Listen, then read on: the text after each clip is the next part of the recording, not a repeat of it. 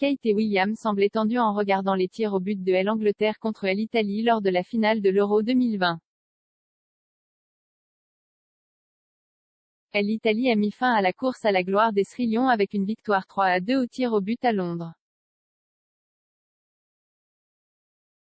Avant le début des tirs au but, la caméra a coupé William, qui était au match avec la duchesse de Cambridge et leur fils le prince George. Kate et George semblaient avoir des regards inquiets sur leur visage, tandis que William semblait compter sur ses doigts, comme s'il essayait de déterminer quel joueur prendrait les coups. Au final, Marcus Rashford, Jadon Sancho et Bukayo Saka ont raté les pénalités cruciales, tandis que Harry Kane et Harry Maguire étaient cadrés.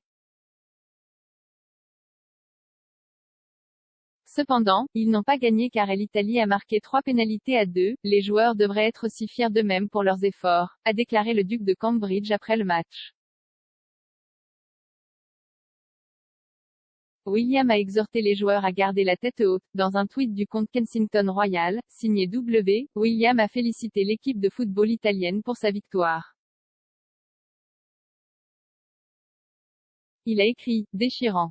Félicitations à Jory pour une grande victoire. Angleterre, vous êtes tous venus de si loin, mais malheureusement cette fois ce n'était pas notre jour.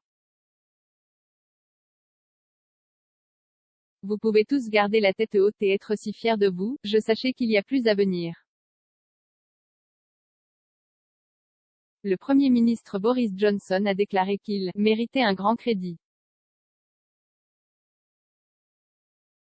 Monsieur Johnson, qui était également au match avec sa femme Carrie, a tweeté: c'était un résultat déchirant pour mettre fin à El Croisillon Euro 2020 mais Gareth Southgate et son équipe d'Angleterre ont joué comme des héros. Ils ont rendu la nation fière et méritent un grand crédit. L'avance de l'Angleterre au début, les mettant 1-0 à seulement 2 minutes de la première mi-temps et provoquant l'extase de la foule, y compris un prince George rayonnant, n'a pas suffi à remporter la victoire alors que l'Italie a égalisé en seconde période. Parmi les 60 000 personnes présentes figuraient l'ancien joueur anglais David Beckham, le mannequin Kate Moss et l'acteur Tom Cruise. Après le match, la police anti-émeute a pu être vue en train de traverser la foule à l'extérieur du stade de Wembley alors que les fans partaient. Des bouteilles de bière ont été lancées au milieu de champs contre l'Italie et la police métropolitaine a déclaré qu'il y avait eu 45 arrestations par des policiers qui surveillaient la finale. La force a déclaré: un certain nombre d'officiers restent en service, aidant les fans quittant Wembley ou le centre de Londres. Nous sommes là pour veiller à votre sécurité. La police a également confirmé qu'elle enquêtait après la mise en ligne d'images montrant des personnes frappées à coups de poing et de pied à l'intérieur du stade. Une brèche de sécurité avant le match a vu un petit groupe de personnes entrer dans le stade sans billets, incitant les officiels et la police à travailler ensemble pour les identifier et les expulser. La Football Association a dénoncé ceux qui se sont introduits de force comme un embarras et a promis de travailler avec les autorités pour prendre des mesures contre eux. Dans une déclaration publiée sur Twitter, un porte-parole a déclaré: nous condamnons fermement le comportement d'un groupe de personnes qui s'est introduit de force dans le stade de Wembley avant la finale de l'Euro 2020.